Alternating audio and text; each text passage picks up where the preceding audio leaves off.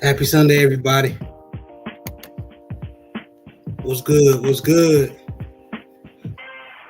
I see Jay Good, my brother, in the comments. Thank you for joining us. Appreciate you, brother. Shout out to the mighty LDBC. Shout out to all the brothers. Hope everybody's having a great Sunday so far.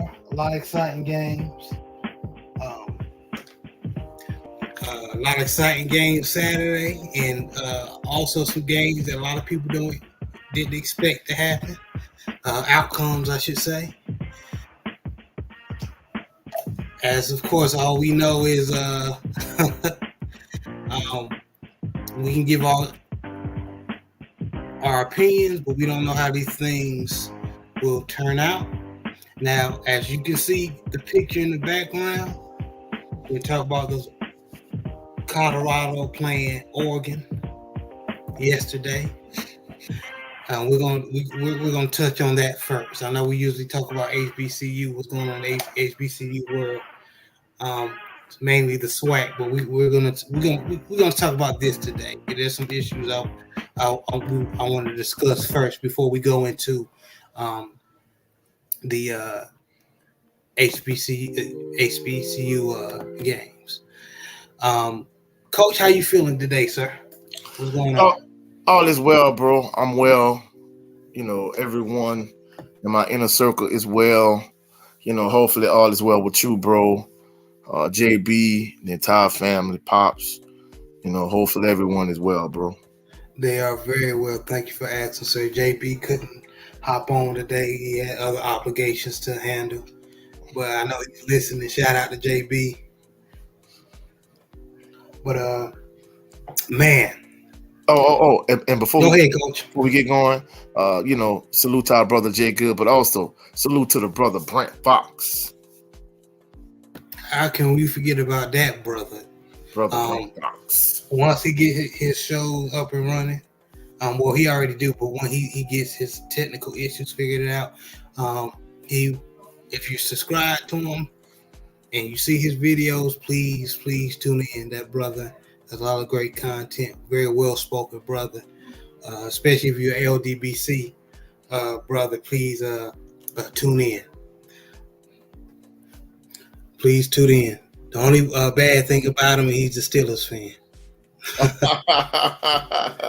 But all jokes aside, he knows what he's talking about. So please support that brother.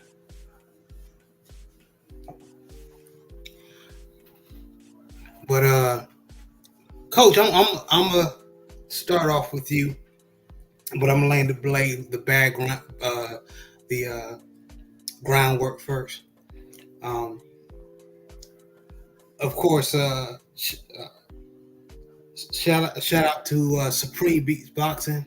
They had me a guest on their show last Monday. I appreciate them brothers giving me the opportunity to be on their show, and it was a pleasure. Yeah, so, shout out to Cadillac Raid and 503 Lion and the whole cast, Yes, sir. Shout out to them brothers. But if y'all tuned in and heard me when they asked me, basically how this game would turn out before it happened yesterday. What happened? What I said basically happened. I said in order for Colorado to win, the secondary got to come to play. The defensive line have to come to play. I said the secondary got to get their heads out their butts, and their head was in their ass. Especially Travis J, number 4. To my knowledge, I think that was his first game on the field after taking care of some injuries, and they were picking on him all game. And of course, that D line was not stopping anybody. But I want to hear your thoughts of the game, Coach. Well, bro, I was watching the game. But the thing, I didn't get to watch it like I want because with my family, we had our power yesterday, and then after that, I started watching the game, and then of course, we had episode 20 about you sports talk yesterday. So I really didn't get to sit and watch it how I wanted it, but I know Shout out to the fam. yeah. And once we really got going with, Bayou Sports Talk, by the time the show started, like basically, bro, the game was out of hand. And I'm gonna be truthful, like you said, it's kind of what I expected. I think it's gonna be another year before Coach Prime is able to get all the caliber players he wants to get into his program. Now, this time next year, like a lot of teams gonna really need to look out.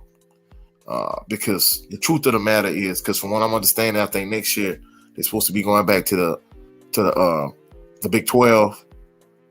But even with that being said, whether they're in the Pac-12, whether they're in the Big 12, whatever conference they're in, there will be a problem because not only will you have the skill players, but you're gonna have the line play to match up with the skill players, bro. That's gonna be a problem for every team that's on their schedule next year.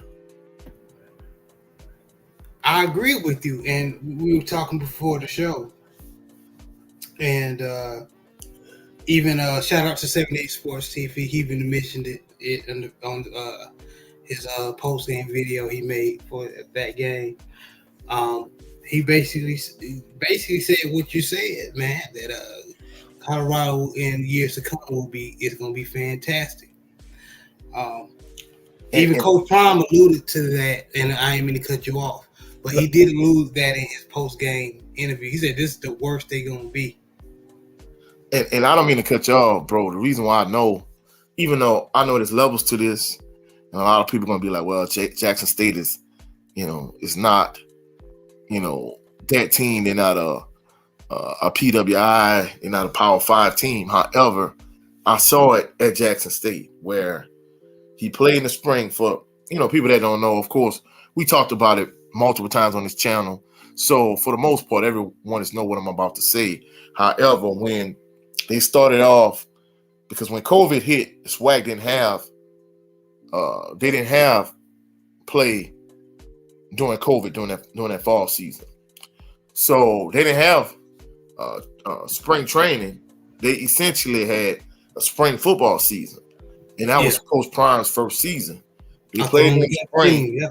And they struggled, bro. And I'm not gonna lie, I remember they played against Southern. Coach Odoms, that was his last. Yeah, that was last year. Last year at Southern, and bro, in fact, that day they played Southern, we had a family function. That was like the first time, us collectively as the entire family got together after COVID, because once COVID hit, like everything was shut down, And of course, at the time, getting COVID was like getting a life sentence for some people, death sentence. So many individuals, they once they caught COVID, they weren't fortunate enough to make it. So, the day they played against Southern, stuff really started to open up. People started to have gatherings and family functions and things of that nature. And bro, when they played against Southern put the beat down on J-State. However, that next season, well, not even the next season, from the spring to the fall, because the SWAC they played that spring, but they also played that fall. And bro, the difference between the spring Jackson State team and that fall Jackson State team, it was night and day. They had a lot of skill players. It was an upgrade at the skill player level. However, last year they added the icing on the cake in terms of they went from having Shador and the skill players to also add more skill players like Travis Hunter, but they also added some linemen to go with the skill players they had. So that's why J-State was such a tough team to deal with, because, you have Sevion Wilkerson and you have Shador Sanders, Shane Hooks, players of that caliber on the offensive side. And the defense, the defense was aggressive. They really got after teams. They would pin their ears back and just all out blitz. It was a lot of zero coverage, a lot of cover one, and just a lot of blitz and a lot of aggression. So That's why if you didn't have a quarterback like Glenn the Bubba McDaniels that was like a legitimate dual threat that could really pass the ball if no one was open, even if his hot routes or his check down wasn't open, that could just take off and run, you were in trouble because they really was getting after teams. So, people talked about how they lost to North Carolina Central. I really just think that they really going on behind the scenes. I think people really didn't know, So it's after the fact, but it just kind of showed you the transition that Jackson State had from the spring to the fall and from one season to the next. I think Colorado is going to make those same types of quantum leaps in terms of, you're going to gradually see them progress and get better and better. Yes, they will. And if you're an Oregon Duck fan, we shout out to y'all. But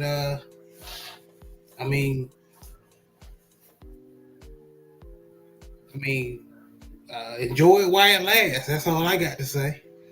Because Coach Prime's going to attract. I'm just being honest. He's probably going to him being Hall of Fame defensive back. Coach, let me ask you a question. Yes, sir. If you have a son and he's a 5-star prospect and he plays cornerback, who do you want your son to play for? Well, that's a trick question for me because I want my son to play for Southern. But outside of that, if you're talking about a specific coach, yeah, Coach Prime would be that guy. Exactly. I know you probably want him to play for Southern. Of course. Just leave Southern out of it.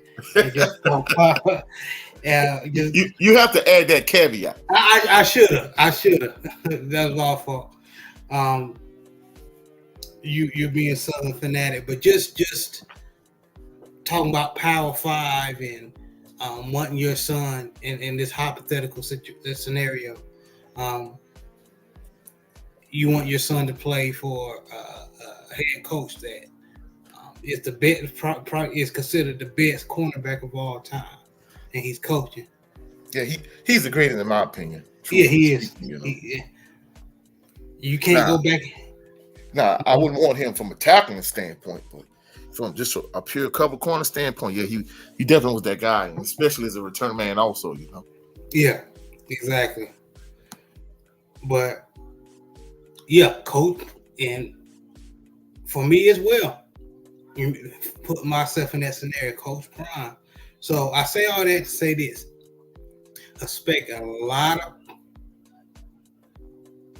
5-star cornerbacks or secondary period to come to his school. And in years come, it's going to be hard to throw in Colorado. Watch what I tell you. You heard it first. Now, he will take care of address the O-line, D-line, because Jesus, in that game, yesterday, it was pathetic to watch, Yeah, and bro, you and I talked about this behind the scenes. Truthfully speaking, bro, Coach Prime, he just has a gift. He's anointed. He's a special individual.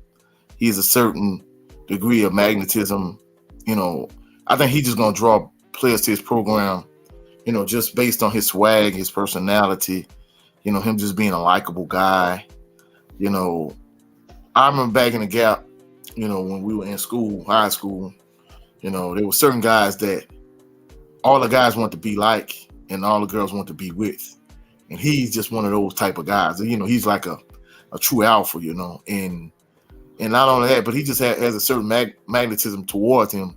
And I think that's why at this point as we speak, and he's so beloved yet so hated at the same time. So, he's definitely that guy, bro, in a variety of different ways, So it's going to be interesting to see, when his program really starts to take off, like, what type of vitriol he draws, but at the same token, what type of love he draws also, because, he's beloved and hated at the same time. Yeah, he is. And I found it interesting. Coach Dan Lannick of Oregon is the pregame speech he gave his team, and one of the quotes that you probably saw during the game, he said, "They're fighting for clicks. We're fighting for wins." and I mean they played like they had a chip on their shoulder. And So they put Colorado in their place.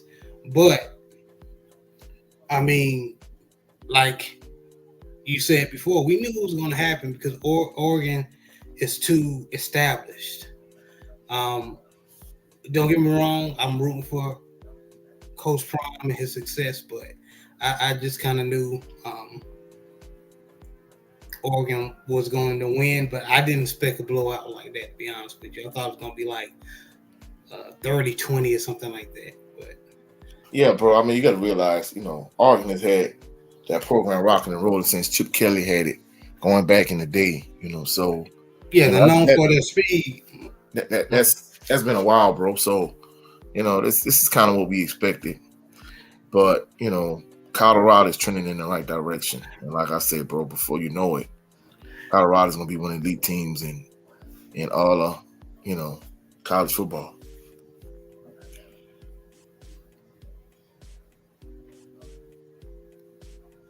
Jay Good said Colorado in the spring was all the holdovers from previous staff that cut from days later.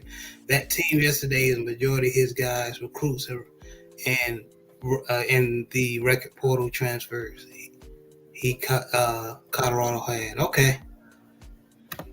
But like I said, bro, I mean, he Jay Good is right from that standpoint. Oregon welcomes Colorado Power 5. But truthfully speaking, bro, yeah, he brought in a lot of guys, and there's been a high degree of turnover. But even with that being said, just imagine what the program will look like. If he's still there, like maybe 3 years, 2 years, bro, they're gonna be a team to deal with. Oh, they're definitely gonna be a team to be reckoned with. But I got a question for you, Coach. Yes, sir. So, with Coach Dan Lanning saying that, and Coach Prime saying, yeah, he heard that comment, you know what I mean? Then he said, Coach Prime said he keeping receipts. Do you think that Coach Dan Lanning have awoken a giant? Oh, I mean, without question, bro. I mean, because I remember even just like playing high school ball, certain teams, talking greasy, talking out the side of their neck, so to speak. And, when they had to see us, because I remember, like, for example, my junior year, we played against this team. They starting wide receiver ended up going to LSU. His name was Ed Dangerfield. And, he was big time wide receiver. He was averaging like 125 receiving yards per game. For the late 90s, that was a lot. 2 touchdowns per game. And, he got so much buzz. Like the corner that guarded him that night, like he locked him down. He held him to like 2 receptions for like 61 yards and a touchdown because he just heard so much. And of course, they ended up winning the district championship that year. And basically, they was like, yeah, they were stupid for playing us, the best team in the district, for their homecoming. So, of course, the next year we played them again for the district championship. And for the most part, the guys on our team remembered that. So when you have these type of moments, like, I'm not saying he was disrespectful. I know Coach Landon, he's doing, what he needed to get his team, trending in the right direction. But even with that being said, if you have to see them again at some point down the line, like Coach Prime said, he's going to keep a receipt and he's going to remember that. And Oreo Puppy Dog, I never seen you before. Welcome. He said needed Hunter bad. Yeah, they definitely did. Yeah, they definitely missed Travis Hunter on both sides of the ball, Jay Good said, I think they go to Big 12 next year. Should be all right. I think he leaves a year or so after Shedeur goes to the league, though. Yeah, I said the same thing. Pretty much everything he said.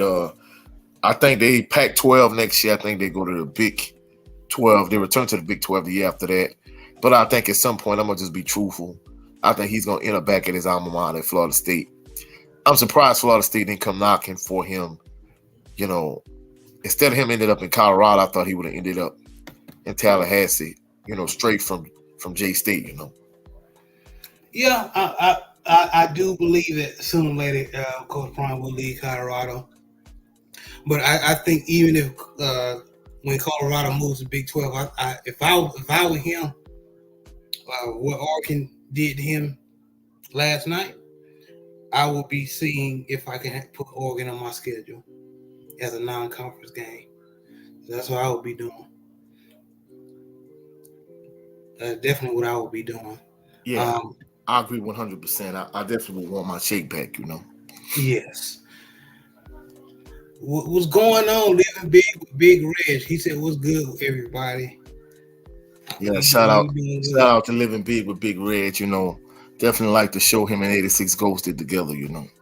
Yeah. Guys, this gentleman has a very good content. Please support, go like and subscribe. Living Big with Big Reg. Also, shout out to the brother 86 Ghost too. You know. Oh, you Brandon Brazil, yes. Shout out to that brother. Very good content as well. Welcome, Robert Kuhn. He said Colorado going to go 6-6. Call it now. They probably will. And you know what? If I'm a Colorado fan, I should be fine with that because hell, last year you was what 1-11, 1-10. Only won one game last year, so just them winning 3 games right now. That's better. Big season last season. Yes. Already. Yes. Yes, and I know like Coach Prime, him being a winner, he probably want to win all the games. But I'm just being honest with you, with the talent that you have, and your talent is pretty much thrown together, trying to fill in the roster spots. That's not gonna happen.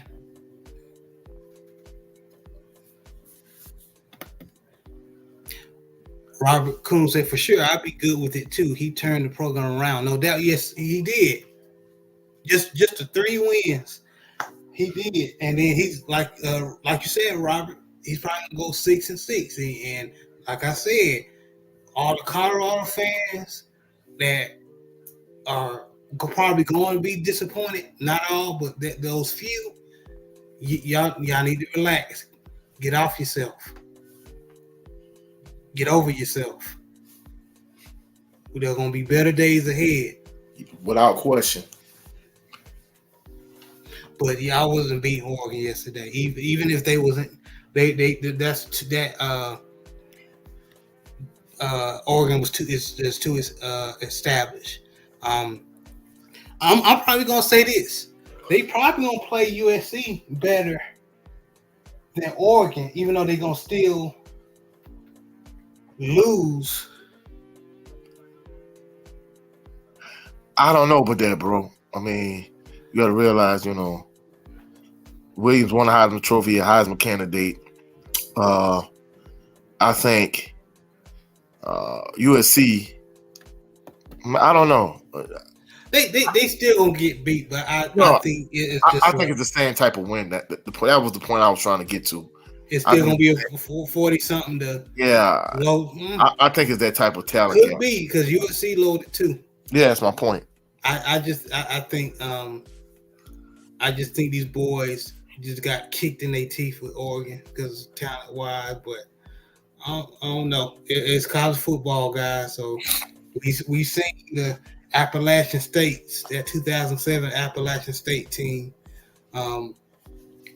upset that Michigan. Y'all remember that? So it's college football. Anything can happen, but I believe you guys are right. It's probably going to be the same thing.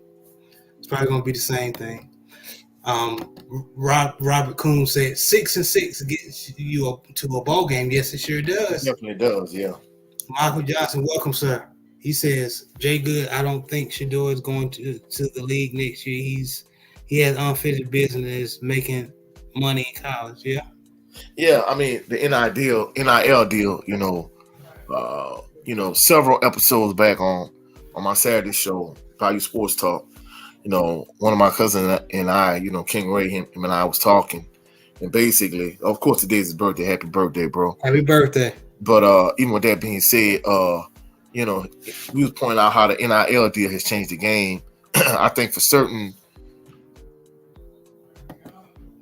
kind of gives them incentive to stick around a little while longer. And Michael Johnson brought up a valid point because I remember the Magic. I was watching this podcast. I think if I'm not mistaken, it was with Matt Barnes and Steven Jackson, and it was interviewing Magic Johnson. And basically, he was talking about how he was ready to jump to the NBA, and his dad was like, "Hey, you've been broke your whole life. You can wait another year." I think a lot of individuals, they really over the years, they haven't been patient. But with the NIL deal, it has changed the game, and I think he'll stick around. Like Michael Johnson said, he has unfinished business, especially if he could win a Heisman Trophy next year, win a national championship next year, or both. I think that's the thing he's gonna crave, And he gets to spend time with his dad while doing it, so that makes it even better, Yeah, you're right. Michael Johnson says Bucks will be 9-3 or 8-4. Yeah, I definitely could see that. Yeah, I see them being in the 7 or 8 win range, 6-6. I disagree with Robert Kuhn. I think they're a little bit better than that. I think, after they play USC, they may stumble at some point, but truthfully speaking, I think this is the hardest part of their schedule, to be truthful.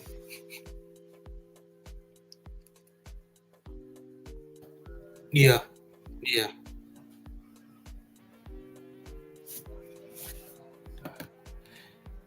Michael Johnson, why don't we put Alton in the standout transfer from Houston and run? Yeah, Alton McCaskill and run the dang ball. Yeah, that's another thing. And thank you, Michael Johnson, for bringing that up. I don't know why, even if you wasn't going to get a lot of yards, you still need to have them respect the running game. You have Alton McCaskill, who was a beast in Houston his freshman year. Then you have that Smoke kid from Kentucky. He was a beast. Y'all need to get them going, man. Especially when a game like that. If Shador is not having time in the pocket, you need to at least have them respect your running game. At least attempt to. Well, I ain't gonna lie, bro. Of course, like you say all the time, I like to make these Southern University analogies and Southern University references. But bro, I'm not gonna lie. At a certain point last week, even against Alabama A&M, Southern University could not run the ball. There were points today where the Saints couldn't run the ball either. So at a certain point, bro, like when your run game is ineffective, maybe you could use some type of screen game to supplement, your lack of running game, some draws, shovel passes, whatever the case may be. However, if your run game is extremely ineffective, bro, at certain points you feel like, especially if it's putting you behind the sticks, I'm not a proponent of abandoning your running game, but in certain instances, from a coach's standpoint, bro, you get frustrated. Sometimes you just want to abandon the running game. And, of course, on the middle school level, you really, you're not as quick to do that because the dynamics are different. It's more run heavy, especially league. I mean, in the past, it's starting to be more spread now, but it's been more run heavy in the past. But at the end of the day, for the most part, bro, like when you're struggling up front, especially when you're really struggling to move the ball, bro, you just want to abandon the running game. You just want, stick with the pass. Yeah, and I agree with you, but still, the attempt, right? That's my thing. They abandoned the running game, like they didn't even try to get it going. Jay Good says South Carolina,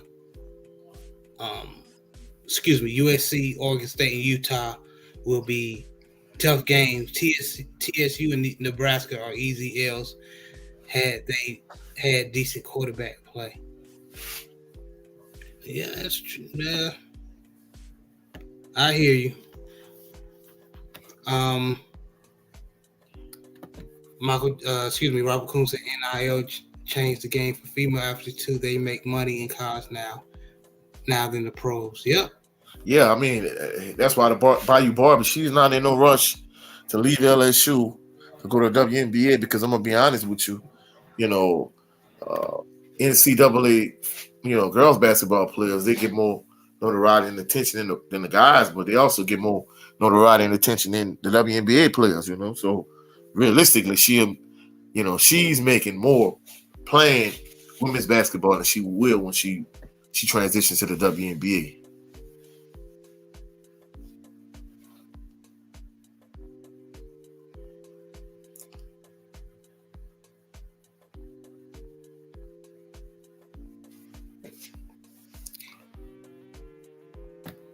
Miss K said his dad said both sons will be in college football next year. Yeah, I did hear that. You're right. I think they'll win 4 to 6 games. And welcome to Miss K. Welcome, Miss K. Thanks for tuning in. Jay Good says Colorado was unmatched up front on both sides of the ball. You saw shades of it in Colorado State. Their finesse built. Yeah. And I ain't gonna lie, it looked like FCS O-line D-line was going against a Power 5 O-line D-line last night. That's exactly what it looked like. Well, I mean, we've been saying that for the most part for the entire season. We kind of knew that's where their greatest weakness is up front on both sides of the ball. So we've been saying that pretty much since the spring. Robert Coon says, this is my first time seeing a live podcast like this. I thought it was going to be a video. Now, where are y'all from? We from the South. Yeah, I'm from South Louisiana, Baton Rouge area. Yeah, there's a lot of, I'm in Texas, but there's a lot of podcasts where there's not a lot of videos on YouTube.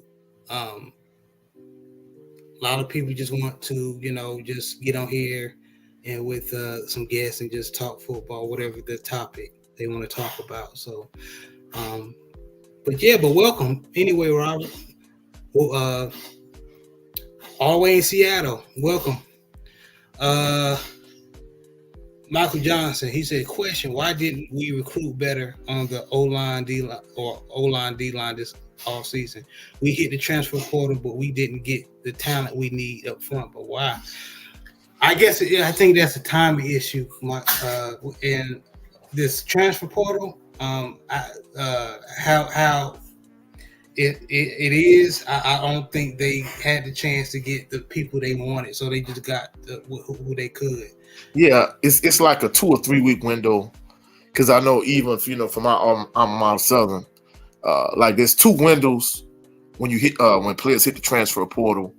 Actually, we talked about it several shows back, so that's why even like for Southern, one of their star linebackers, Trey Lang, he hit the transfer portal. He loved Baton Rouge and he went to Indiana University. So it's a certain time frame, and like bro was saying, basically, it was more of a timing thing. They really didn't have the time to get, the guys up front on both sides of the ball, the big hogs, to really, do what he really wanted to do. So he didn't have the time. It was a timing thing. He didn't have the time to do it. But that's why we were saying not this season, but the next upcoming season, he's definitely going to have much improved line play on both sides of the ball. The reason why I'm saying that, because I saw when he was at Jackson State when they played against Southern the first time, really and truly, they struggled on, I'm not gonna say this. Yeah, I will say they struggled. And then once Shador came in his freshman year, like you could see the skill players improve. You could see, improvement, in the line play. However, last season, his final season at Jackson State, you could see a quantum leap in terms of the line play up front on both sides of the ball in terms of both the offensive line and defensive line. So I already saw what he did at Jackson State. That's why I say it's going to be the same quantum leap at Colorado University.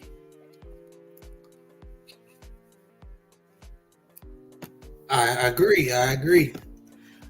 Robert Coon says for sure. My brother went to LSU. I'm from Pensacola, Florida. Okay.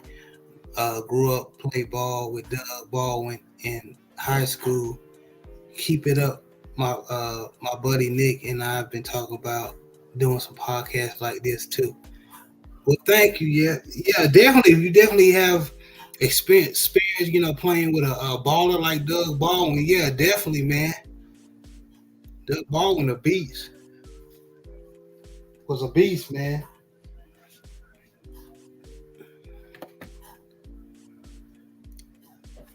But just to wrapping up the talking about the Colorado and Oregon game again. Hats off to Oregon. They did what they supposed to. They was the better team. Um, uh, those who know football and knew this was coming.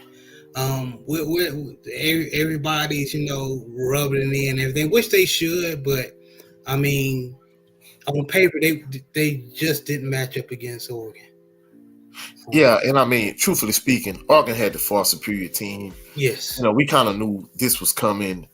Coach Prime, he's, the way he gradually built Jackson State, he's kind of doing the same thing for Colorado. So it's going to come a point where Colorado is definitely going to eventually have the horses to compete with Oregon and beat them. So, time will tell how things play out. Yeah, but like I said, there are brighter days. Definitely. There are brighter days. But let's move on. Let's go ahead and talk about. We're going to move on to the HBCU football, or the SWAC part of the show. As you can see, Coach, I have Quincy Casey in the background, quarterback of the Alabama A&M Bulldogs. He had a hell of a game, beating Arkansas Pine Bluff. Alabama A&M outlasted Arkansas Pine Bluff 31-24. It was a damn good game. Did you get a chance to see that game, Coach? No, I didn't see the game initially. I kind of went back and look at it after the fact. The reason why, because I call this game the Southern Bowl, because essentially Alabama and them was Southern last opponent, and Arkansas Pine Bluff is the next opponent. So pretty much, a lot of people saying for Coach Dooley and the Jaguars, this game is a trap game. Because I'm gonna be honest with you, I expected Southern to beat Alabama and them, far worse than they did. But I'm not gonna lie, Mr. Casey, he did a good job constantly drawing Southern's defense off sides. Bro, if he didn't draw them off sides, I'm gonna say he drew them off sides somewhere between 5 and 10 times. So he got a lot of free plays. Of course, he wasn't able to cash in on them, but he played decent. And of course, when Quarles scored his first touchdown, he did the Ric Flair strut, and Mr. Casey did the same thing. So at the end of the day, bro, I thought it was a good, decent game. To me, I think, Pine Bluff, Alabama and them gave Southern a good fight, and I think Pine Bluff is probably gonna give Southern a good fight too. If Southern underestimated them, it's a trap game, Yeah, them Bulldogs are still tough in the SWAC. North Carolina A&T beat the brakes off of Mississippi Valley 45. That was expected. Yeah, we talked about that last show. Grambling outlasted Texas Southern 35-23. I mean, that's kind of interesting because, I kind of felt like Andrew Body might have been like the second best quarterback in the SWAC. And, we said this months ago. The issue with Texas Southern is the defense. And I think Andrew Body can only carry them so far. I think that's really going to be the thing that's really going to hinder him.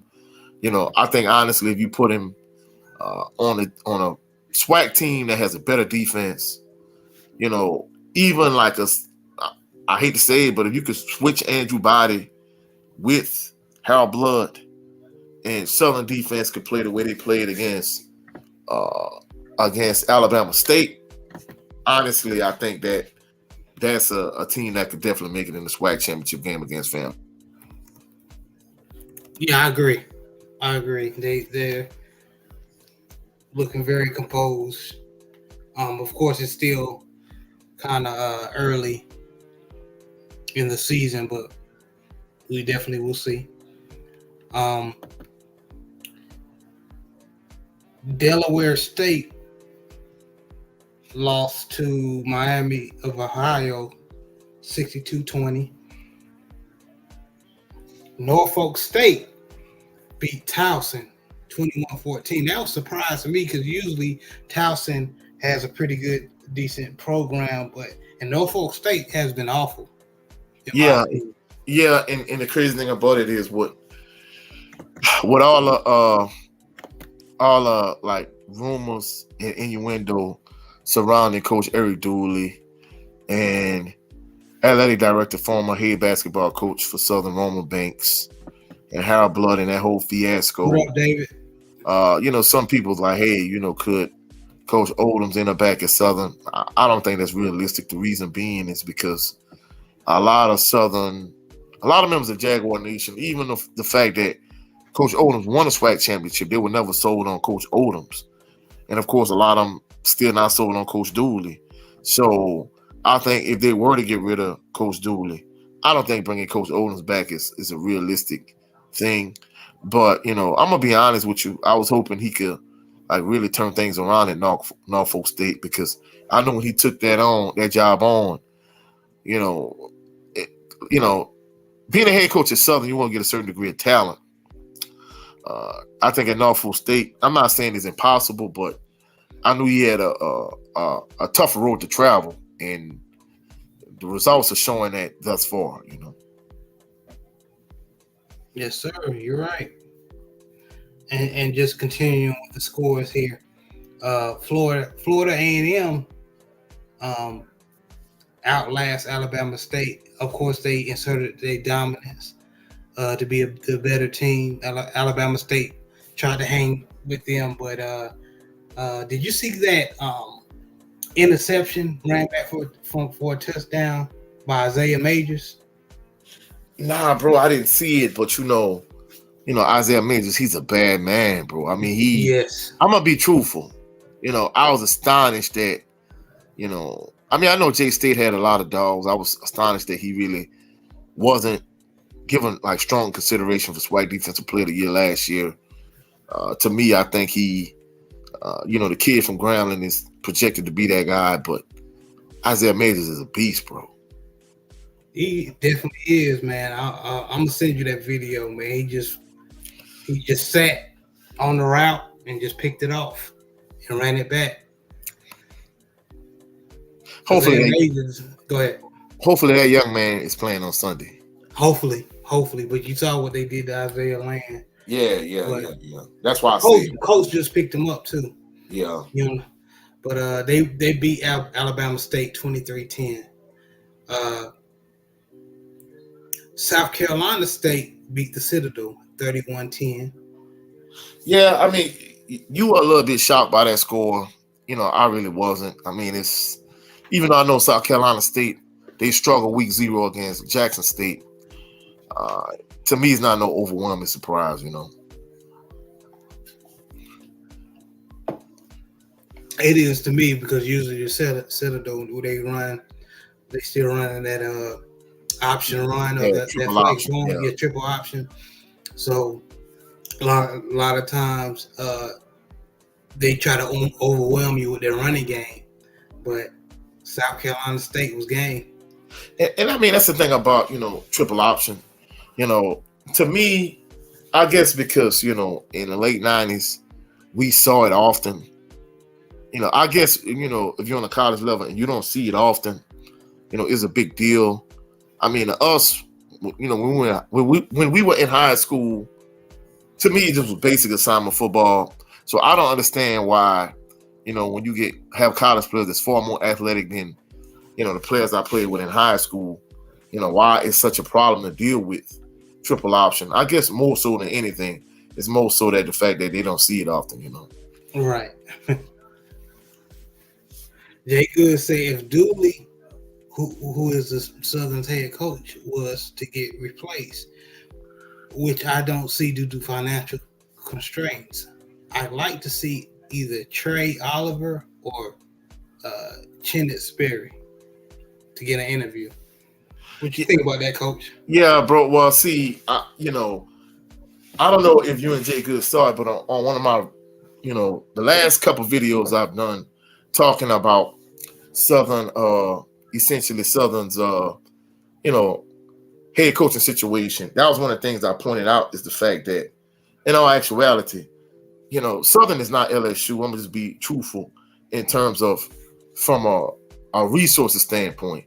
Of course, Southern is not in a financial position to fire Coach Dooley and pay him to go away and also to pay a current head coach. They're not in that financial position because from what I'm understanding in terms of, Coach Richardson, he was gone so long ago from what I'm understanding, like only recently, like the last few years, they just finished, paying out the rest of his contract. So, bro, Southern is not in a financial position to just tell Coach Dooley, we're going to pay you to go away. And a lot of fans, they not only want Coach Dooley out, they want Coach Roman Banks out. He's the athletic director also, the former head basketball coach.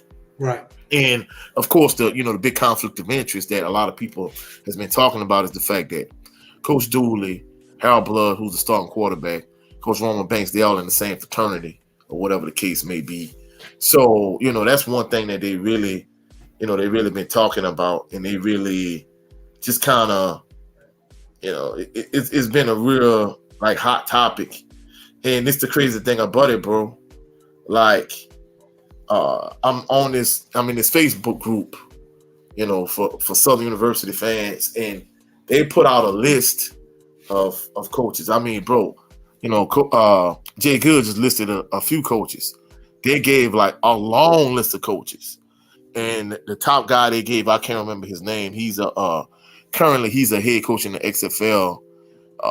He played in the SWAC. I can't think for what team. He played in the SWAC. He played in the NFL. Supposedly, this XFL coach was like at the top of the list. Then they had this other coach, who, if I'm not mistaken, I think he's a coach in the So wait a minute, hold on. So a bunch of Southern fans created a list. No. It's not a bunch of Southern fans. The person that's the admin for this Southern group, I can't think of the name. Of course, you can find it on Facebook. It's like a Jaguar Nation group. It's basically a group of Southern fans. So the admin for this particular group, they essentially say, "Hey, we tired of like all of these SWAC coaches being recycled." Well, y'all tired of Coach Dooley, boy. Oh no, I'm not gonna lie, bro. I don't know if y'all saw my video where I talked about how the barbarians are at the gate. Bro, it's not anything I'm manufacturing. It's a real thing. I see it in real time, especially on Facebook. Facebook is probably like the worst place where like he gets the most amount of hate and vitriol. And the thing about it is, it's not anything personal towards him. Bro, I remember when you and I first did our first episode, I talked about how Southern fans and Jaguar Nation, like essentially we the equivalent to like LSU, University of Texas, Notre Dame, like one of these programs that essentially expects to win a championship literally every single year. Bro, like that's the real life Power 5 equivalent to what Southern is in terms of on the SWAC level. Like Southern fans want to win every game. Of course, all fan bases do, but I think it's more extreme in Jaguar Nation, where essentially we feel we should win the SWAC championship every year. We should be competing for a Black National Championship every year. We should go to a Heritage Bowl. Well, not Heritage Bowl, Celebration Bowl at this point, every other year. So, bro, like it's a real thing that like they really want Coach Dooley out. They want Harold Blood out. They want at least Coach Dooley to open up the quarterback race to where he's playing at least three, like maybe Harold Blood, Dylan Marota, Noah Biden. Of course, he made an appearance in Southern's last home game for like 5 plays or whatever the case may be. And even if you could throw in Zay Tessett, Jalen Woods, but they want the quarterback competition open, like wide open. And in addition to that, basically they want Coach Dooley and Coach Roman Banks. They want both of them out of there. And it doesn't help that Coach Dooley strongly and really mishandled the quarterback situation between Glendon Bubba McDaniel and Bashawn McCray last year. But I think the fact that Coach Dooley and Harold Blood are fraternity brothers from the same chapter, from what I'm hearing, and also Roman Banks, Coach Dooley, and Harold Blood, the fact that they are fraternity brothers from what I'm hearing, bro, that makes the situation even worse. But yeah, bro, like they want him out bad, and they had a list, and I can't think of the head coach's name, but he's a current XFL, either XFL or USFL coach. I think he coaches in the XFL. He played in the SWAC. He played in the NFL. I think he has like a Stump Mitchell type pedigree, for the exception of everywhere he's coached, he's won. Unlike Stump Mitchell, prior to him coming to Southern, he essentially was a position coach in the NFL, and he did coach on the HBCU level before being a head coach at Southern. But basically, he had a losing record. Yeah. So he's that type of guy, but he has like I guess he's a program builder type of guy. He's a head coach in the XFL. I think either XFL or USFL as he speak. When I get a chance, I'm gonna text you and check good that list. But bro, it's a real thing, bro. That's hilarious. But I hope you guys Southern get that coaching situation handled. Well, bro, I'm not gonna lie. I'm not wishing that they just get the coaching situation squared away. I just hope he turns things around, so we won't have to go through that again. Because I'm not gonna lie, I remember when, of course, when Marino Chasm got fired, that was before my time. When Gerald Kimball got fired, that was before my time. I remember when Coach Richardson came in, but I remember when they fired him. That ended up being a fiasco. And of course, you had Stump Mitchell, and then they ended up getting rid of him. And Oldham was the interim coach. And then when Oldham ended up leaving, you had Jason Rollins. That was a whole huge fiasco. A lot of fans was upset. They felt like they should have just gave Coach Oldham the pay raise that he wanted. And you ended up giving Coach Dooley more. So, bro, I don't think Southern is in a financial situation, like Jacob was saying, to really afford to be able to pay Coach Dooley and another coach simultaneously. So, bro, I just hope he turns things around. But I'm gonna be truthful. I'm not being influenced by the other members of Jaguar Nation. I'm just looking at what I see, bro, and it's not optimistic because things really aren't looking any better. I mean, of course, there was an improvement from week 1 to week 2, but bro, like they struggled mightily against Alabama and them. So yeah, they did. But just to wrapping up the scores, Albany, outlast Morgan 23-17. Albany beats Morgan State. Prairie A&M in the probably the best game in the SWAC, beats Alcorn State 23-20. Transon Conley again balling out, my guy. Jackson State outlasts Bethune-Cookman. In my opinion, Bethune-Cookman could have won the game, but they made too many mistakes. Bro, I'm not gonna lie, bro. Jackson State is not the team that everybody was saying they were at the beginning of the year. No, they're not. Don't get me wrong. I know a lot of individuals gonna be like, well, Coach Prime is no longer there, but they got a lot of, transfers from PWIs, from Power 5 type schools. On paper, it seems like from, that they have like similar talent, but in terms of the product on the field, bro, it's a drastic drop off from what they had last year to what they have now. So, bro, it's I had my cousin was saying Rude Dog yesterday on Bayou Sports Talk. Hey, they still gonna beat it. I'm like, bro, J-State is not winning the East this year. In addition to that, I'm not saying they're going to go back to being what they were prior to Coach Prime's arrival, but they're not their team. I mean, I think maybe eventually they could get back to what they were in the late 90s when, Southern and J-State was like the two top teams in the SWAC. But in terms of getting back to what they, I don't see they it. were, yeah, but I don't see it either. Yeah, I don't see it, bro. I think TC Taylor is going to continue to make them competitive, but from Florida, I'm not seeing any. I'm gonna be honest with you, I'm not seeing anybody that can beat Florida A&M. No, bro. I mean that's the thing about it. They gonna run the table. Yeah, bro. I don't see. Well, the run the table thing. I'm gonna be truthful. I know they lost to, I think they lost to a Power 5 team week 1, right? Week 0. Mm-hmm. Mm-hmm. So, but I think they might stumble at some point along the way because the reason being, it's the SWAC. Just think about it, bro. I've seen so many. I've been watching SWAC football for over 40 years, bro. I done seen some real good teams over the years, and for the exception of these couple Coach Prime teams, I haven't seen a team really run the table in the SWAC. Maybe, probably like an old Grambling team, like really before my time. But I'm talking about just in recent history. I mean, even as good as a lot of those Coach P. Richardson teams were. I remember when the Quincy Richard team, they lost to Alcorn. I remember one year there, Eric Randall, they ran the table in the SWAC. But, bro, they lost to like a 1-2 win Nickel State team. So, bro, even on this level, it's difficult to stay focused week in and week out. Because even that year that they only lost to one game to Alcorn State, I remember, bro, I was going to Southern. I remember Coach Pete Richardson doing the court, like literally doing the week. He said this on the two local, news channels. He was like, basically the team is cocky, they overconfident.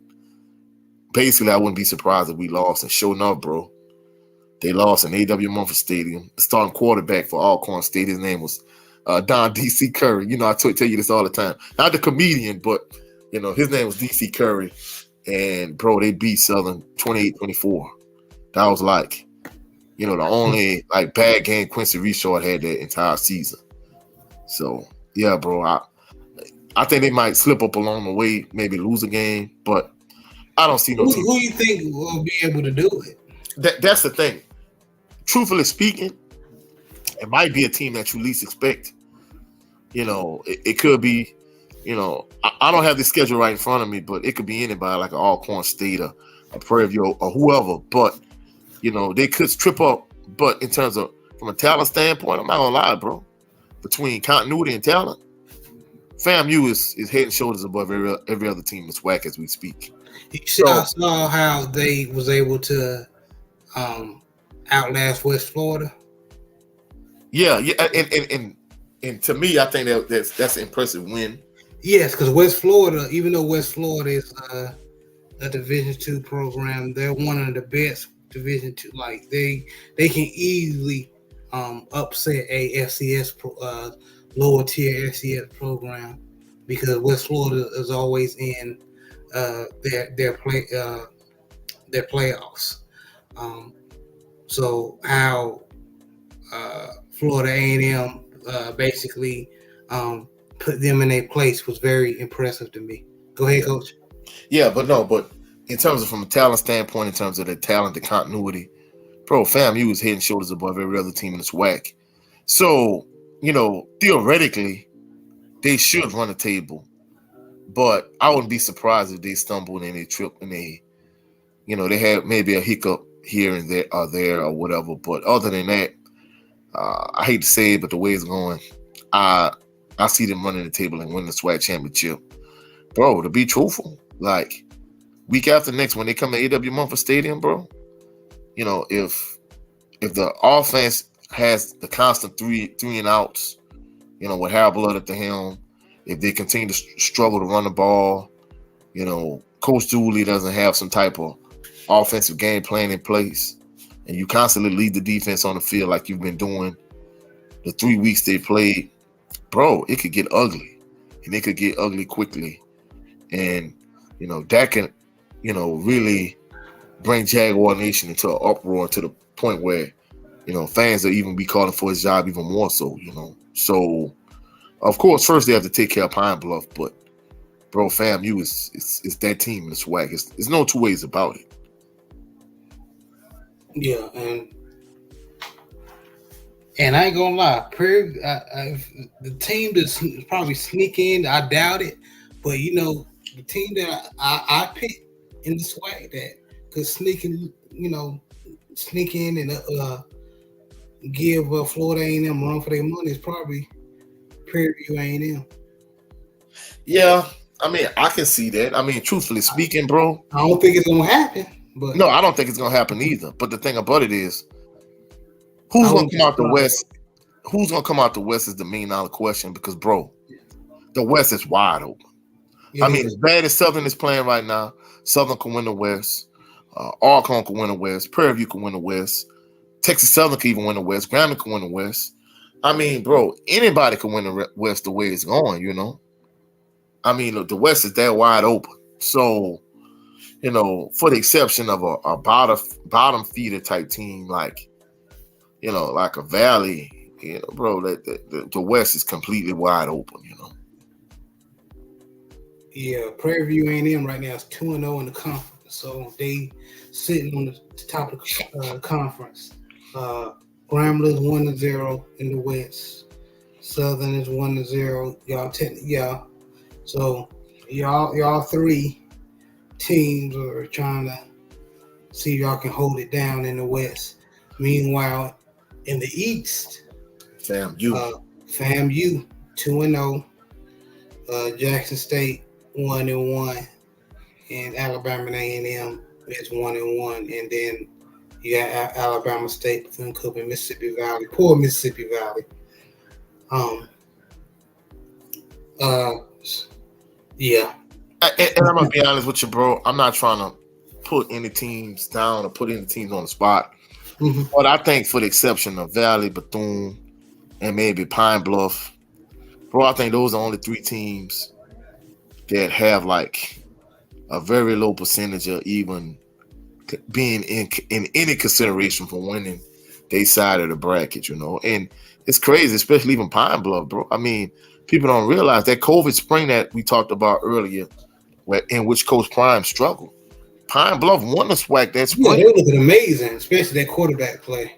Yeah, and I mean, but it's crazy how quick a program could fall off, And even with J State, I know prior to Coach Prime, I mean, they had head coaching issues too, The coach that a lot of their fan base he ended up getting fired. They ended up bringing in a high school coach, and at one point, they was trying to transition them to being at one point they was talking about moving out to SWAC, the way North Carolina A&T did, because FAMU talked about it prior to that, and it was a whole fiasco. So when they brought Coach Prime in, he eventually stabilized their situation.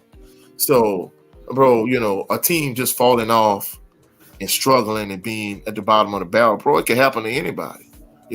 Anybody could fall off in the SWAC and go to the bottom of the barrel. Yeah, Alabama A&M, they went from a kill glass to, after a kill glass, they had some rough years. Yeah. And I mean, even Prairie View, bro. I mean, I don't care what anybody say, bro. For him and Frazier to do what he did at Prairie View, I mean, I think at one point where Prairie View was like 67-0 or whatever it was. Yeah, they were considered probably one of the worst collegiate football teams of all time. Mm-hmm. And for him to do what he did, and bro, that year, that was when the handwriting was on the wall for Coach Richardson, because that year the team he had with Bryant Lee and Warren Matthews and that team, in his heyday, he would have took that same team and he would have won the SWAC championship. The fact that you was on the 50-yard line, you had 2 minutes and 50 seconds left, and you want to know how the offense, and you could not score. And he basically, essentially, they won the SWAC that night.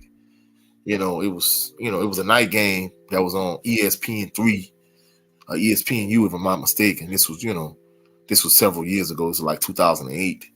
But, that night it was obviously apparent that the game had kind of passed Coach Richardson by. And, essentially for him to reach the top of the mountain that night. And the crazy thing about it is, it just kind of made me wonder if something was going on behind the scenes, because for him to reach the pinnacle that year and at least the next year, like say, hey, I'm going to just kind of sit back and enjoy the fruits of my labor. No, he was like, no, I'm going to leave and go somewhere else because I'm a program builder. And I'm like, what?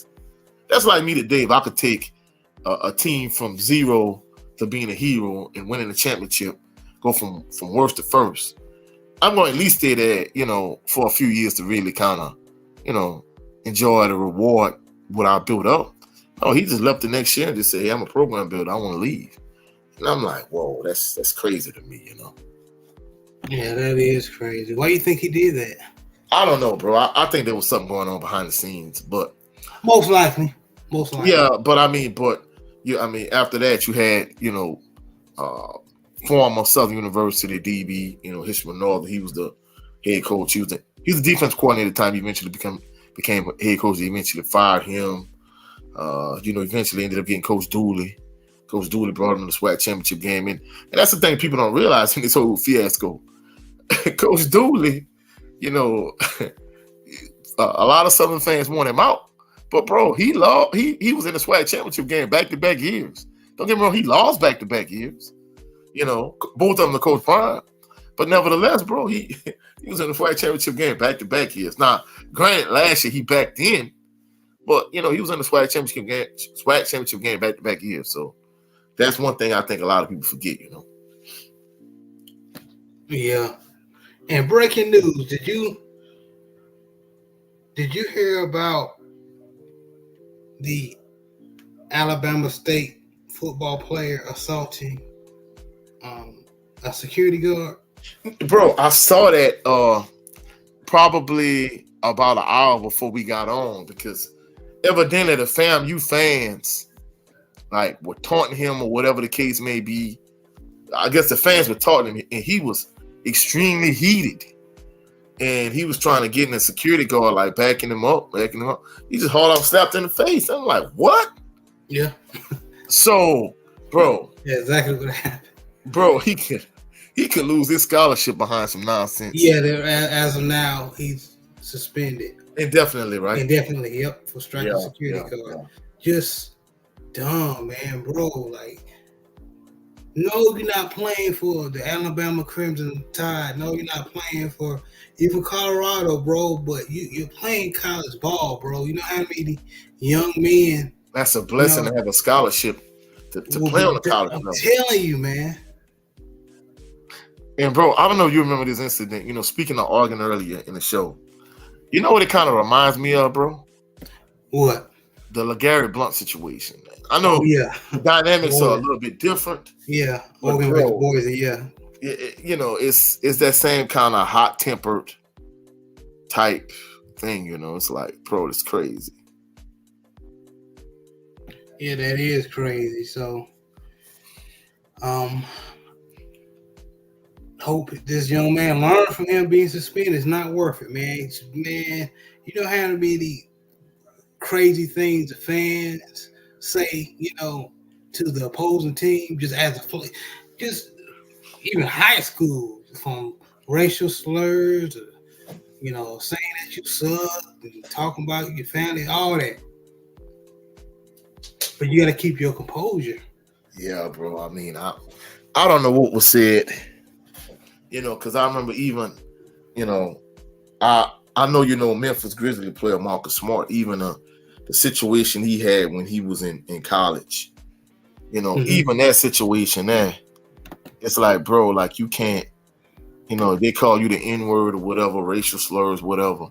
Like, bro, you cannot lose your composure in those instances, Yeah, you're right. Don't get me wrong. I wish they'll do something about those fans that just think they can just say whatever they want. And don't get me wrong. I got my bone to pick with that aspect, but still, as a player, you can't strike a security guard. You I just mean, can't do it. especially at an HBCU game, bro. Like, Yes. I don't know if you remember this. This was when I was at Southern, like my first year at Southern. Prairie View Band and Southern Band, they got in a huge fight. Yeah, And bro, it made national news. I remember you talking about that. Talked about it. But bro, like every year for several, not just like a year or so, I'm talking about for several years they played that incident like over and over on the two local news channels. And I'm like, bro, had this been LSU, like it would have been swept under the rug. Nothing would have been. I mean, they'd have talked about it that year, maybe the next year at best, but after that, it's done. Whereas they just kind of just brought it up year after year after year after year, and I'm like, why is this necessary? Yeah, it's. I mean, you give certain people who already think of you as less than a certain narrative, they're gonna run with it. Yeah, I mean, without question, bro. And I'm gonna be truthful. I was surprised that the Coach Prime incident at A.W. Mumford Stadium where Jackson State players planted the flag because Southern had beaten them that same year, the spring season we talked about. Mm-hmm. And I think, if I'm not mistaken, I don't think those Jackson State players had ever beaten Southern, if I'm not mistaken. And they were seniors that year.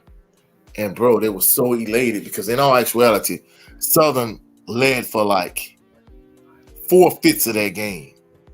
And Shador led them on a drive, and they took the lead with like a minute and like 50 seconds left or something along those lines. None of Bowen McDaniel brought him down, but the drive stalled at like the plus 20-yard line. I think he threw an interception on the 20 or whatever, but the game was over. After the game, bro, they planted the flag on the 50-yard line at A.W. Mumford Stadium, Pete Richardson Field. And bro, they fought after the game. And, it was such a good game for it to end that way, bro. It just, in fact, myself and some Jackson State fans were talking about that this year when J-State came back to Southern. And truthfully speaking, bro, I was surprised that the news didn't run with it more than they did. Of course, they showed it, but they really didn't dwell on it like other, SWAC incidents in the past. So for that young man, hopefully everything gets resolved, but he has to keep his composure. And, I'm just hopefully they don't take this as a narrative, with SWAC players and run with it, because, we always talk in the LDBC about pushing narratives, and, we see how they do that constantly, Yeah, we definitely do. But just gonna move on to just talking about I'm gonna merge the two. Well, I'm gonna merge NFL and college. We're gonna go with college first. Just to conclude the show. Who impressed you? And just we talk about Oregon and we talked about the HBCU ball, but as far as the Power 5 schools, who impressed you? Well, I mean, I don't want to sound like a homer, but I'm gonna call a spade a spade. I was impressed by LSU because, truthfully speaking, bro, I'm not even gonna lie. I thought they lost that game, and for them to pull it out the fire, that was kind of impressive. And like my cousin Rude Dog was saying yesterday on my show, the Bayou Sports Talk, episode 20. Basically, he was saying that it's kind of impressive the way they've been able to bounce back after losing. The first week against Florida State. I'm not gonna lie, bro. Just like last year, I guess playing against that SWAC opponent, to kind of get the bad taste out your mouth for week one, and kind of give you a shot in the arm and get you on the winning side of things. I guess it kind of works wonders for you. But ever since then, bro, just like last year, after losing to Florida State, they beat Southern, and then they got it rolling. They've done the same thing this year. And I mean, they on the roll as we speak. I honestly thought they were going to lose, but they pulled that game out the fire, Yeah. Okay. Now, of course, Georgia played UAB. They beat them, which they're supposed to do. But the team that impressed me was Utah. How they handled UCLA. It was a very close game, but you could tell that Utah was the far more superior team as far as talent. They won 14-7, and I just like their offense. Which I'm gonna go ahead and say it right now. Colorado will probably how they was beat yesterday. Probably the same thing gonna happen with Utah. Yeah, they probably gonna struggle in that game big time. And to me, bro, it's astonishing how Chip Kelly did such wonders at Oregon, but to me, seemed like at a program that's, you know, from a historical standpoint, more prestigious. It seems like he hasn't gotten as much juice at UCLA that he had at Oregon. I mean, at Oregon, bro, he was on the verge of winning national championship, and at UCLA, he hasn't even been close to even sniffing that, you know. No, and Utah has this guy, this young man, that Coach Samples coached, like his first year at Duncanville, when he made it to the state championship against North Shore the first time. His quarterback, Jaquinton Jackson, the only reason, in my opinion, why he didn't win, he couldn't win the Texas State Championship the first time against North Shore if Jaquinton Jackson played, but he didn't play because he got hurt. So they ended up losing, and of course, you know the story, they lost again the following year to the same team. Uh-huh. So that quarterback was dominating, running it, you know, not just passing, but like I wouldn't say Lamar Jackson because he's not as agile as Lamar Jackson, but as just far as a power runner with speed, I mean, this kid was amazing to watch. He was recruited to Texas as a quarterback, and he transferred to Utah. They switched him to running back, and he's looking pretty damn good. So I'm gonna say that to say this. I say that to say this. Utah has a very point, not just a running game, but a very good passing game as well, with talent like that in their backfield. So Utah is looking very impressive to me. Yeah. And of course, I know, you know, we talked about the Colorado game, but, you know, other people pointed out how, you know, Ohio State, they pulled out a close game against Notre Dame. You know, earlier you talked about how, you know, Alabama beat Ole Miss, and, you know, like maybe Washington State, you know, beating Oregon State. But other than that, you know, those were kind of like the games that I had, you know, had on my radar yesterday. Well, they was about to lose the Ole Miss game until they put in Military, which they said. Yeah, I saw the post game. You know, his post game. You know, him being interviewed in terms of, you know, he was talking about his faith and his belief, and, you know, no matter what the situation is, you know, he trusts God, and, you know, just watching that, you know, interview was inspirational to me. Yeah, so, you know, outside of that, you know, that was the main thing I really saw about that particular game. You know, they need to stop playing through the good and the bad. They need to just leave the keys to the car to that young man.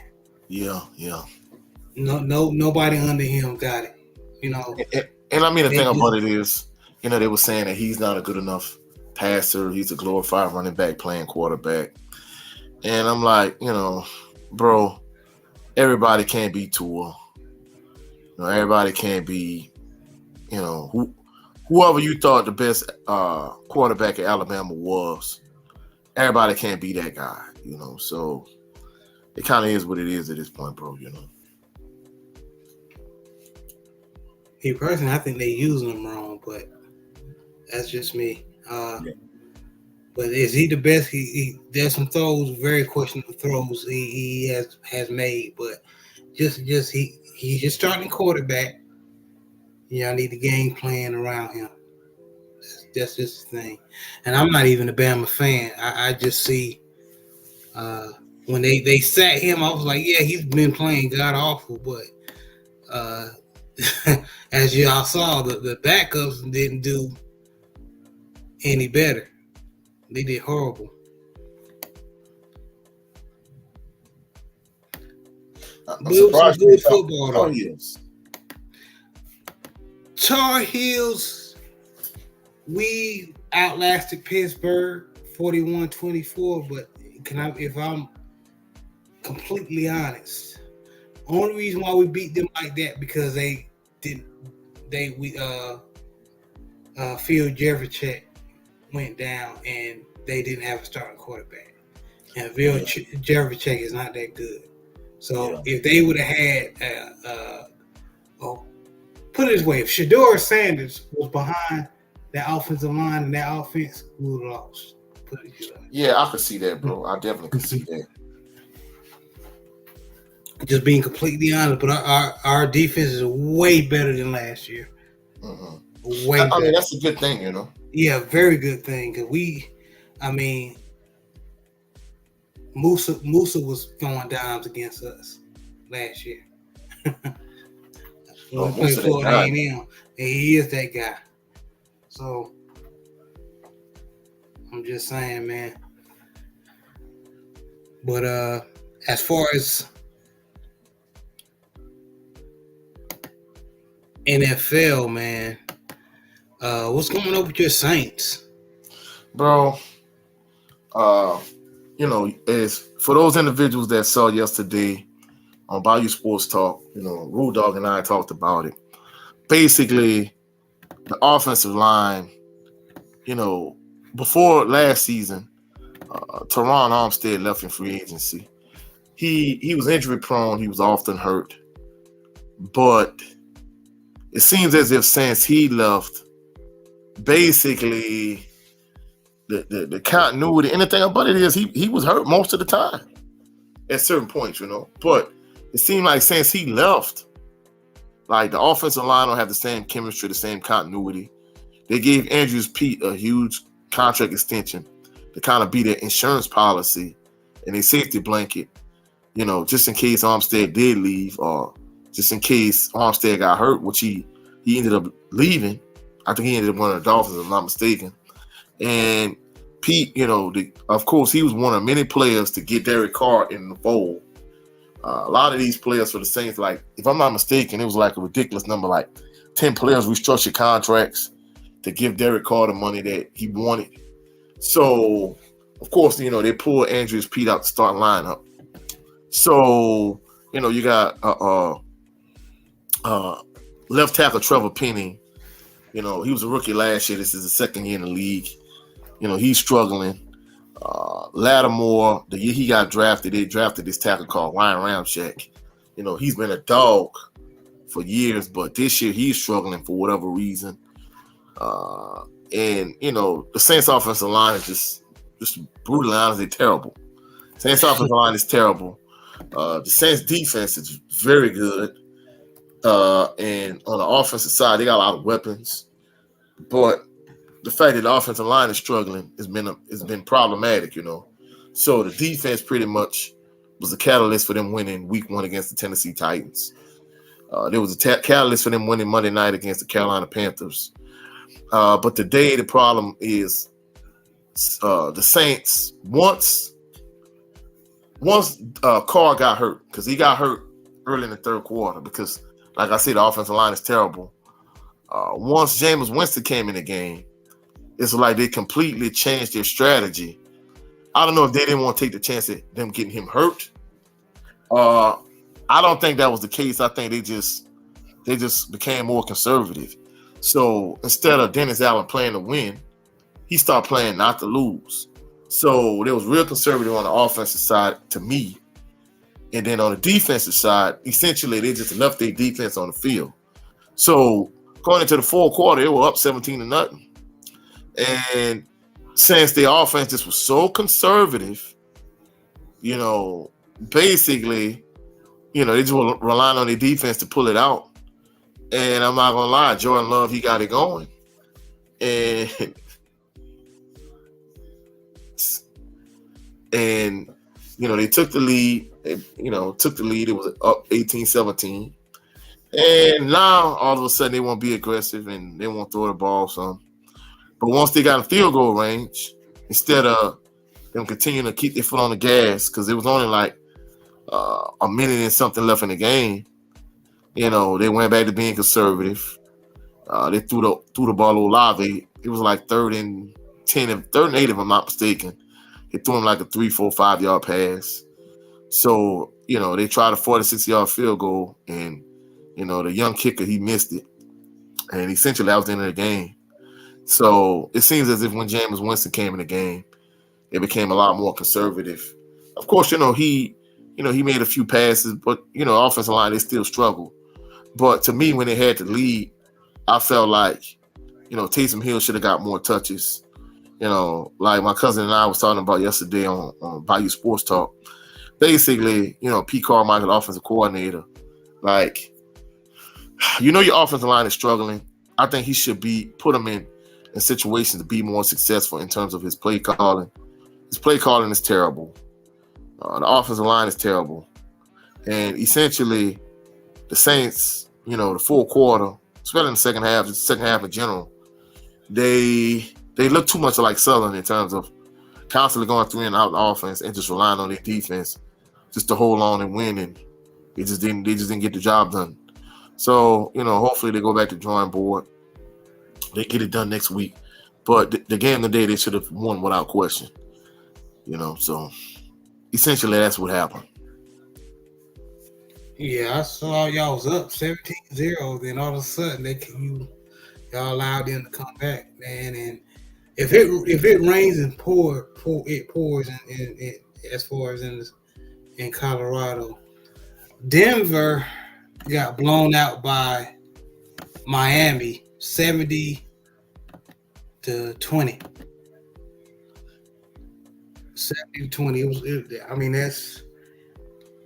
Can it get that bad for Russell Wilson and the Denver Broncos? Yeah, bro. Can it get any worse? The way he's going, bro, I think at some point, bro, he might get cut.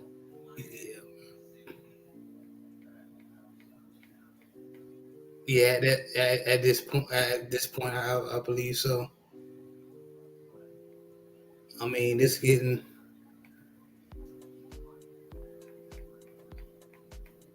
I haven't really watched Denver like that. Is it that their offense is not scoring and putting all the pressure on their defensive line? What's going on? Or their defense? What's going on? Just I haven't really seen them either, but just from what I'm seeing, bro, it's just I don't think they're just getting it going, bro. They just can't get it going, So I don't know, bro. It just kind of remains to be seen,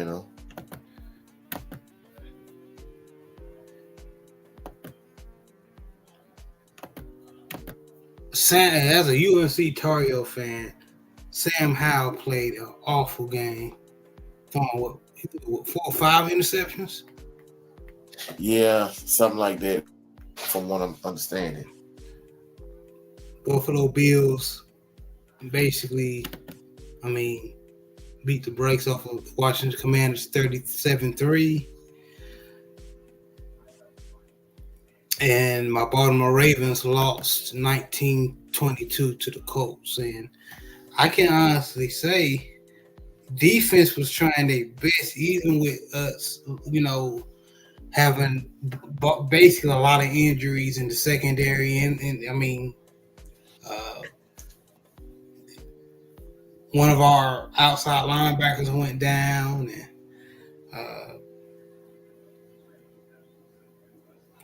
both our running backs that we usually, we we use is basically, of course, J.K. Dobbins is out for the year. Justice Hill was his backup, and Gus Edwards. Both of them are hurt now, so we had to use Melvin Gordon. Yeah, because I just was gonna ask what happened to Melvin Gordon and Kenyon Drake. Melvin Gordon break out a decent run, but before we used Melvin Gordon, we tried to use Kenyon Drake, and Kenyon Drake had an excellent run, but he fumbled the ball. Oh, so I guess that's why Dobbins was pushing for the long-term deal to have that security. That's crazy how that happened, bro. Yeah, it is, and I think in the back of his mind, he wanted to get paid because he knew his body,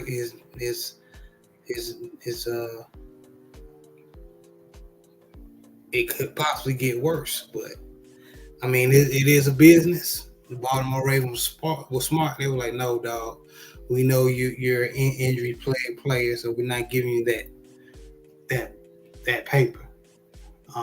And they were right to do that, in my opinion. Sorry to say. Yeah, I mean, everybody wants that security, though, bro. They do, and just being a human, I definitely wish he could have got it. But as far as put myself in the Baltimore Ravens front office, I wouldn't have done it either. To be honest with you.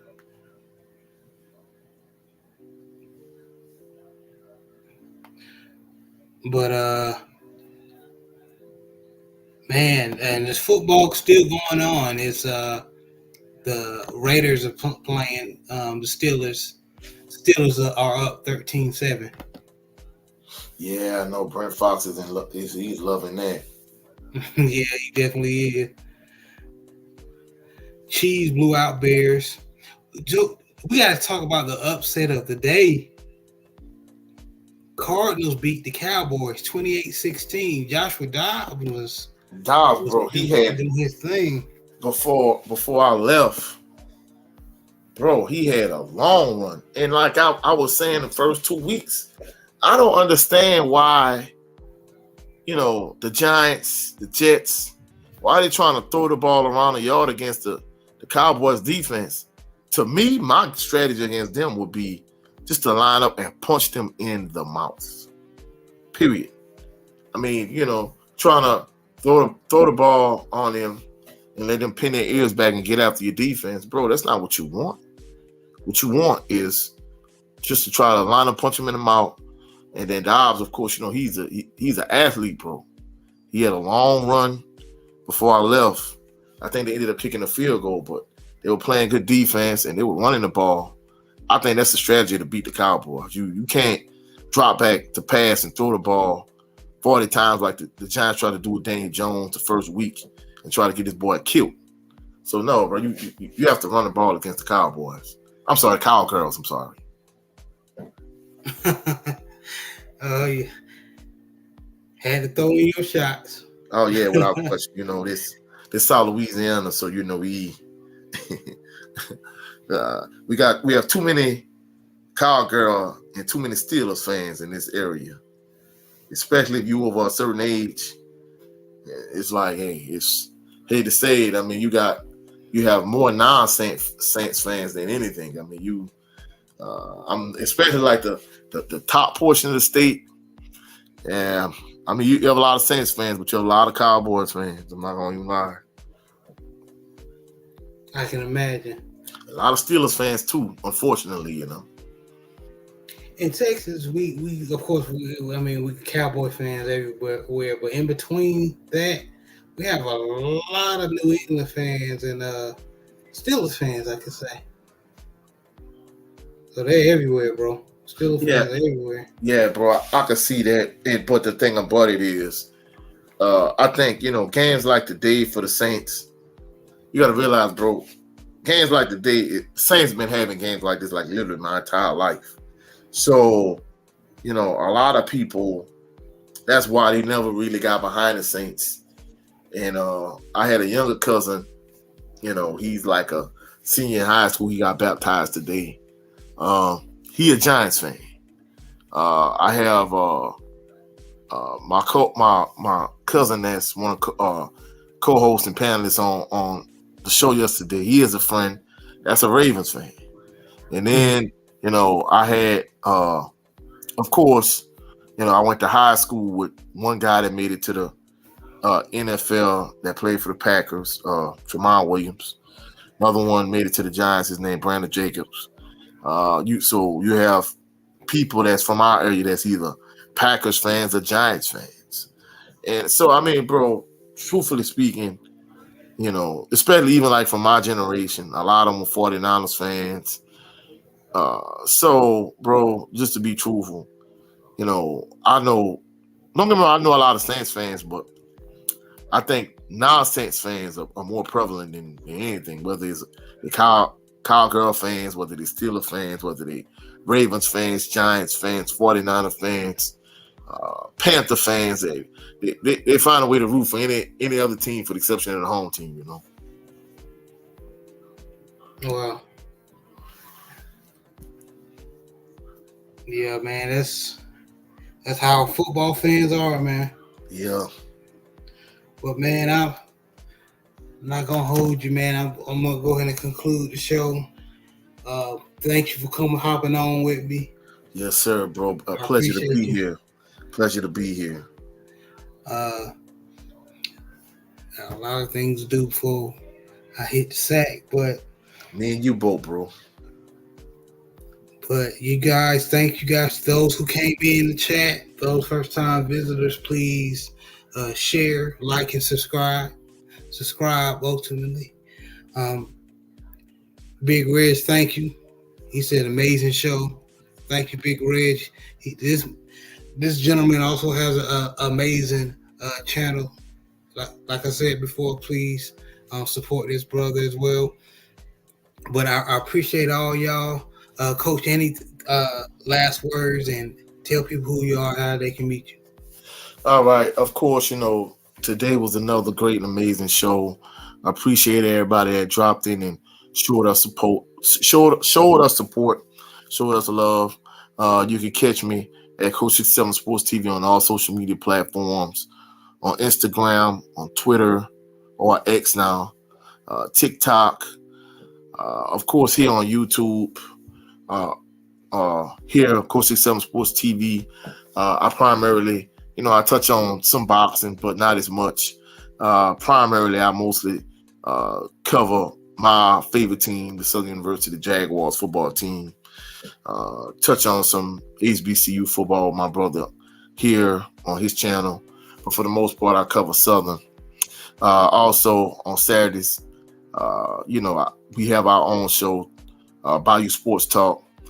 Typically it's at 2 p.m. Central Standard Time, but sometimes our schedule, jumps around based on if Southern has a home game or, based on our schedules. So check us out here on YouTube, Coach 67 Sports TV. Appreciate everybody that dropped in. Y'all have a blessed and phenomenal evening. Have a blessed work week. We'll catch y'all next week. Peace and blessings to everyone.